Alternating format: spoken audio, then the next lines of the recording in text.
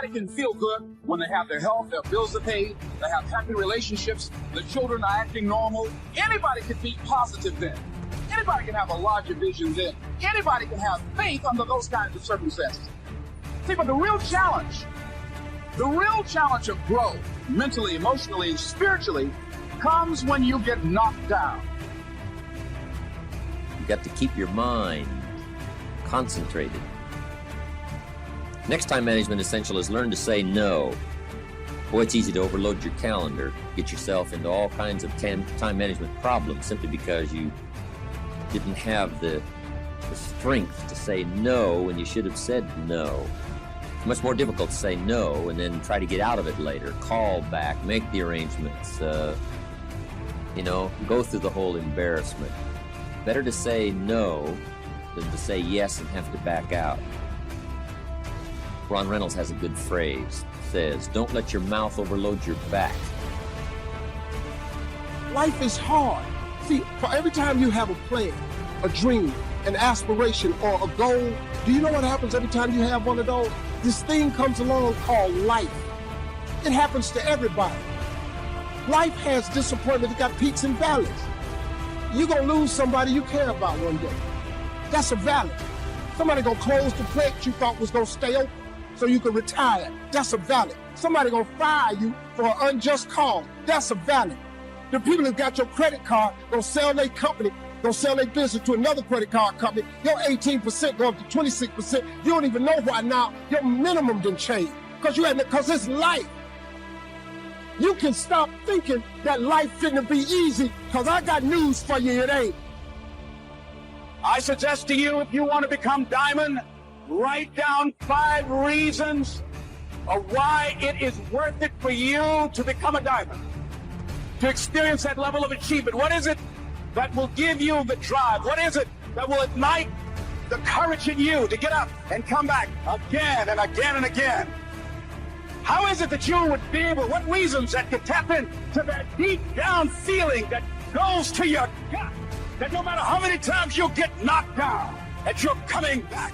And during those moments when it's hard, not only must you have patience and engage in consistent action, but you must turn to a power greater than yourself and just say, Lord, whatever I face today together, you and I can handle it. And I know some way and somehow you'll make a way for me.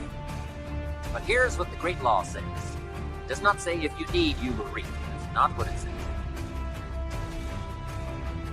Someone says, well, I really need to read. Then you must learn the basic law. Without education, you'll be left behind. Here's what it says. In order to reap, you must plant. Guess who deserves to reap? Those who plant.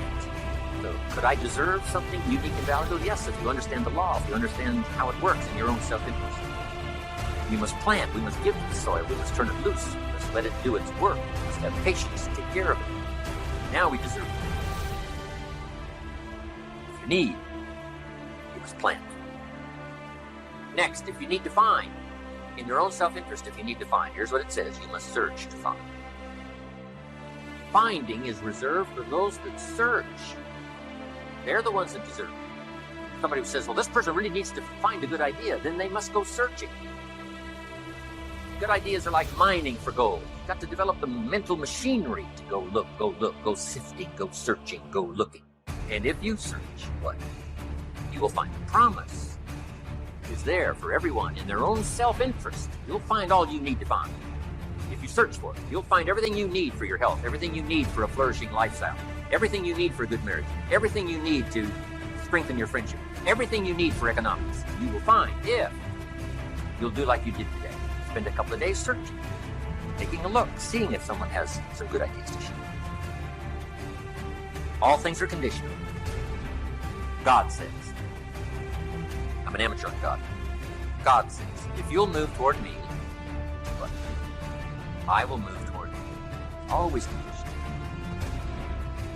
Which could also be translated, God says, you don't move, I don't move. You say, well, that's arbitrary. Well, when you're God, you can set it up. Remember, your planet, you can rearrange all this. Change it all. But on this one, here's what's interesting. What you move toward tends to move toward you. you move toward education starts to seek you out. This is one of the unique positives. Whatever you move toward, moves toward. If you move toward progress seems to want to now embrace you, move towards you. All life seems to wish to reward its benefactor. If you become the benefactor, you'll receive these incredible rewards. If you're the benefactor to the garden, flowers seem to bloom and say, look at me, look how bright and beautiful I am because you took care of me. I wish to reward you by being beautiful, lovely, spectacular. Your own children, you become their benefactor. They want to reward you with their progress. I taught my daughters how to swim. My daughters would say, and to dive. My daughter would say, Daddy, watch. Look, watch. Look what you've created here. I mean, you spent the time with me and, when it didn't go well, now look at me. Arranged and...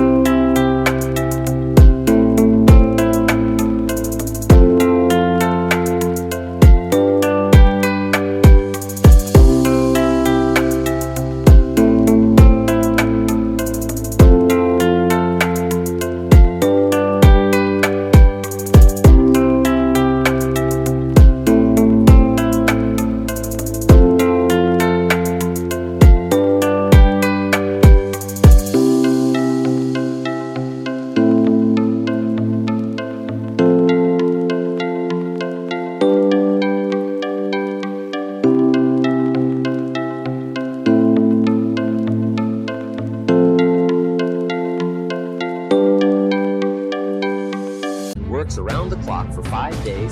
Guess when I next hear about that check? From my cleaners. Saying, Mr. Rohn, we found this, right? Now, I say, look, I know I messed up that time, but, next time I'll make sure, see, but it just doesn't work. I'm not good at it. So we've got a little rule at our office that says, don't give the chairman anything, right? Don't. It won't arrive. He can talk good, but he's a poor courier. It won't get there. So you just got to analyze how you are and then make the compensations for it. Now, you can promise to change all you want, right? But if you're not going to, then make the other arrangements. I finally got somebody to help take care of reading financial statements and taking care of, a lot of corporate business and matters that I promised I would do myself, but I just never did get it done. And it used to be terribly costly to me for IRS, taxes, unbelievable. But I finally got somebody to take care of that. So if you're not going to change, if you're not going to do it, even though you promise yourself year after year, just then make arrangements to see that it gets done. So analyze how you are. If you're good at bookkeeping, then keep your books. If you're not, just don't keep promising. Just drop off all that mess, twice a week or once a month in somebody's lap and say, here, figure this out and I'll pay you to do it. Sometimes for $100 a month or something, $50 a month, somebody will just, calculate a lot of stuff for you. Just save yourself all the grief of promising and never doing it. So analyze how you are. That's very important. Time management essential is have a certain time to solve problems. We found that helpful, especially in the business world. We say problems after 3. Just set them aside. Now, you don't ignore them, but you just set them aside in a certain time frame. All the problem calls, you just call back after 3 o'clock and just go right through them. Now, also, in setting them aside till 3 o'clock, problem comes in at 9 o'clock. And you say, hey, 3 o'clock, Mr. Rohn's going to get on the phone and make all these problem calls, right? Call back all these answers. Guess what usually happens between 9 and 3? Somebody calls back and says, hey, tell him not to call. We've already got it worked out. But see, if you take that call when it comes, sure enough, now you got to spend time. We learn in sales training. People ask questions. You say, hey, say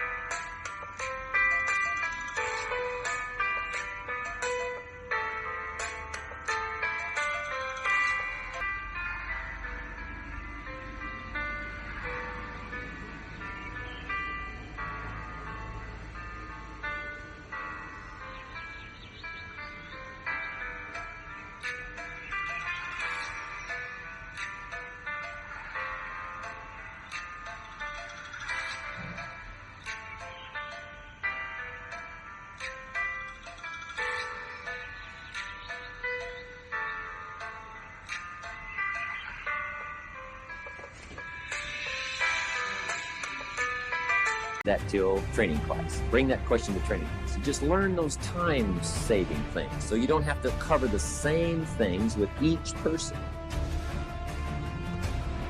Next time management essential is be more alert. Part of the alertness is not only what's going on, but also be alert to looking at all your present procedures. You may have some old outdated procedures, stuff you've been doing for 5 years, and it's taken 10 hours instead of 1. Right? You could put it on a computer or something. You just, go through, because it's easy to just accumulate a lot of wasted time, wasted motion by not, updating all of your stuff. You don't have to use the old, you don't have to use that anymore, right? The old calculators. You got the neat, easy stuff, right? Just go through it, make sure you're not bogged down with some old, antiquated stuff that's wasting a lot of time. And then be more alert. Take a look at what's going around you. Say, hey, I've been going from here to there, and it's taking too much time. In sales management, we teach, don't go across town until you've gone across the street. Have they heard your story across the street? Guys, I got this hot prospect 40 miles away. It just probably isn't worth the time. It's too far. The span of distance is too long. Just shorten up the span. So be alert as to those kind of time wasters.